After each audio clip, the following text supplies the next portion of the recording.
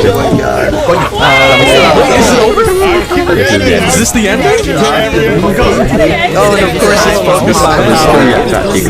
Alright, let's see what it's about. I'm scared, man. I'll be a little bit awkward. This is definitely a fun change of pace compared to the last.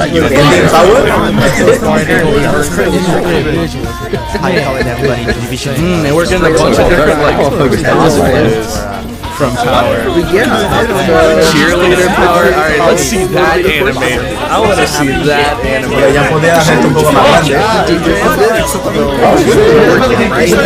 Little Chinese outdoor. It's like Kagura.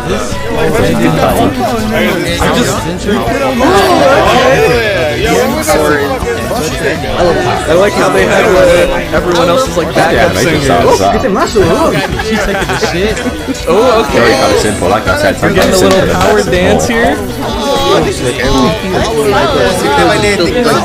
is cool, man. I love the animation style. It's like so much different.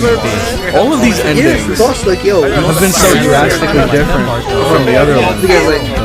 Why do I Here it's just like power insanity.